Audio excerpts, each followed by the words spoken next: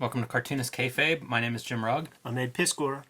Right now, serializing Red Room on my Patreon, patreon.com/Ed Piscor. $3 gets you the archive. I got about 5 dozen pages up there, and I'm putting like 2-3 pages up there every Tuesday.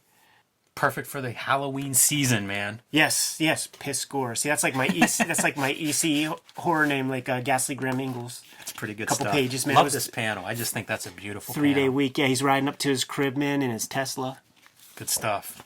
I have Octobriana 1976, my latest comic book. It's a blacklight comic featuring fluorescent ink, and it has also led me to do a blacklight poster of the Teenage Mutant Ninja Turtles with Nickelodeon and I Am 8-Bit. It's available now for pre-order through October 13th, and that's it. They're not going to print more than ordered, so if you want one, act now. There is a link below the video to that.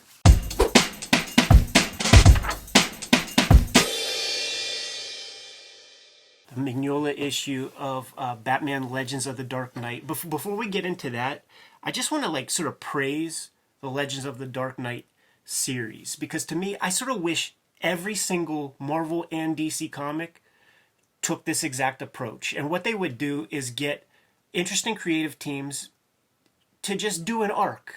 Just do an arc. You need 3 issues to tell your story. Do that. Wash, rinse, get some new blood in there to do their Batman story. You know, it's a very cool motif. I love it, and there may be more Legends of the Dark Knights that we check out on this channel, but it's October, Jim. Yeah, very well said on all that, Ed. Yeah, so this is Legends of the Dark Knight number 54, Sanctum, by Dan Raspler and Mike Mignola, also known as the first Hellboy story. Yeah, just replace this guy with that red dude who busted off horns. It's incredible to go back through this, knowing Hellboy and what Hellboy is today, and we have 30 years of Hellboy to kind of reference. It's all here. It is amazing how formed this is and how similar to Hellboy this story is. Jimmy, down to the use of color and the restraint and the application of certain colors, it's all there. Yeah, red is. Yeah, it starts on page 1. It really does. Panel 1 even, man. With it, they just color as a focal tool is one of the great strengths of Mike Mignola comics. Yeah, and I think he tends to work closely with the colorist, at least on Hellboy. This is Mark Chiarello is coloring this particular issue, and I think he colored some of the early Hellboys.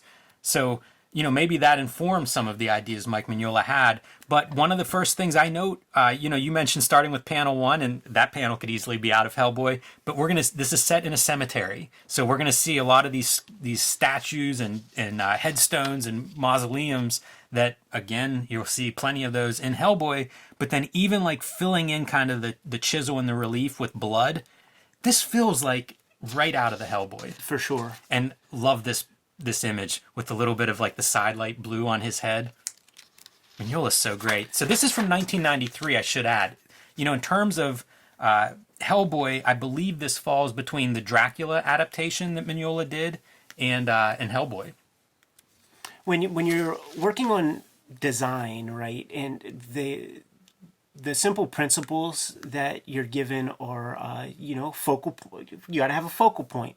When you do 2-page spread in comics, there should be 2 focal points on a spread. You don't want to have 2 important things here with background there, and very clearly delineated with this little splash of orange kind of pops out our Batman right there. That little piece of red is highlighting the little gimmick bag. Yeah, this is a great spread too for doing that foreground, background, middle ground of essentially black and white. This would look amazing in black and white, where you see the foreground is black, the background is black. Yeah. And you get that middle ground there. That's a little bit of the. It would have been white, in black and white. A very using cool colors for the palette, for everything other than our focal colors. It's just smart art making. It really is, and nothing you wouldn't see in a Hellboy comic. Foreground with your statue. Oh yeah, your gothic Mignola statues. Kind of unusual colors too that are being used. These purples and multiple different shades of purple. Mm-hmm. You don't see that a lot. No, and it's a very rich palette.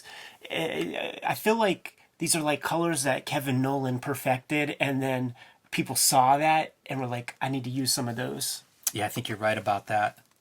So Batman has tracked down this guy who I guess is a serial killer, is what we're going to learn as the story goes on. And the story's certainly second, second place to the art and what we're going to see in the artwork. But just to give some context of what's happening, he's tracked this serial killer down to this cemetery. They have their showdown. He goes after Batman with a knife. Batman kicks him off, and he's like, I guess, impaled on this fence. Yeah, real classy way of selling it to us, man, because it's very implied, and the lights have gone out for sure, but you could have been more red roomy about it if you wanted to be nasty. Yeah, no doubt. Interesting directional devices and compositions up top here. This is just all open space. Yeah, that's kind of unusual to see in a in a wide panel like that. Pretty bold choice, but it does provide that directional diagonal device down through the page. And then Batman standing here, kind of not thrilled that he killed this guy. Whenever he falls through the roof of this little mausoleum that he's standing on top of. Now, looking at this page as a unit, is that how you read this? Because this is tough. Yeah, it is tough. I probably read it that way because I turned the page from this and we get Batman like laying on this thing. It's a little bit awkward reading.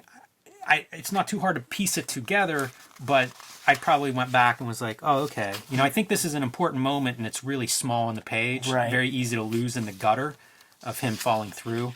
And even the hand is just so small. And is it Batman's hand? Is that thing coming up from the ground? Yeah, that's a good point. So, yeah, I didn't love that, but, I mean, that's what happens. And you can figure it out a little bit. A lot of wordless stuff, too, these wordless sequences, which is cool to see. We look at so many different comics, and sometimes they are loaded with words. So it's nice to see that visual storytelling not necessarily needed. That's a pretty bold choice, I think, for color, where we see part of Batman's face in the shadows, but no line and no color differentiation between the background and the edge of Batman's face. Pretty awesome looking. Jimmy, this comic thrills me, dude. I love it. Like that little piece of red right there. Like, just smart work. I think this is such a cool panel, with that tannish yellow color for the background, a gray purple for him, and then the light blue popping out. Yeah, you never really see these colors. You never see these colors used. You don't even see them in Hellboy. No. And and now let's destroy our mood. Let's destroy the whole mood that we set up with some Dan Jurgens, public service announcement for mullet era Superman and making his his announcement. This is funny. I find this problem a lot with comics, more now than I used to for some reason, but it just feels like between like a video game ad and like a digital art piece, they're just so similar. It's very disruptive to turn the page and see it. At least this one clearly is a different a different world, but it is not ideal. And I mean, look, this is part of, I remember Image guys complaining about this, having their ads placed in middles of stories and disrupting pages and scenes and 2-page spreads and all this stuff. Those 2-page spreads, man, they go for some dollars at Sotheby's, man. So that, it's maybe an argument in favor of the graphic novel format where you don't need the ads, but yeah, it is what it is. Certainly stands out. And how much does it make you appreciate Mike Mignola when you go, that's not too far from what a Superman comic looks like at that time? Yeah. Wow, this looks better. Yeah.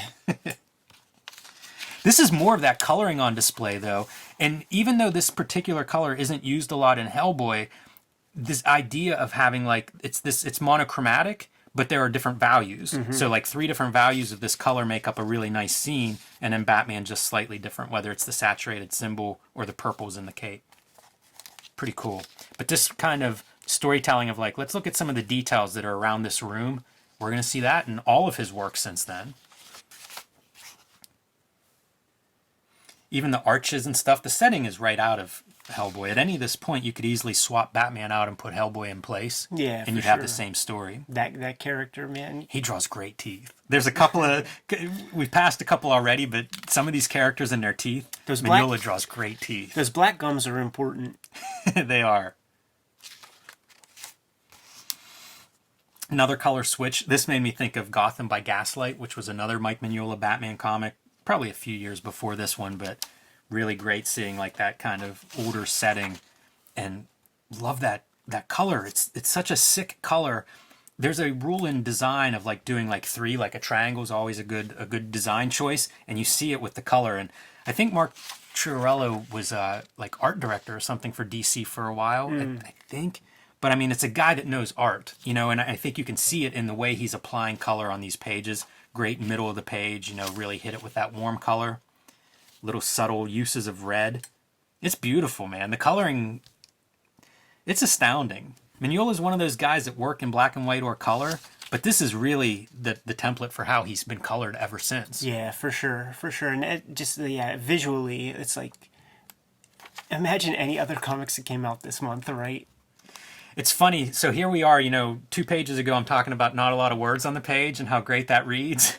Well, here we are with a lot of words on the page, and this is where it's like, not interested. Nah, this is where that other story guy, this is his contribution to the gimmick. Yeah, it's unfortunate. The story credits are Mignola and Raspler are co-plotters, and then Raspler is your scripter.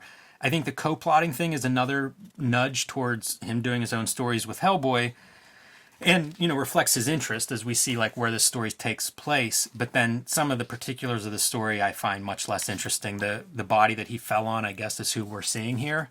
But look, the great teeth. Right.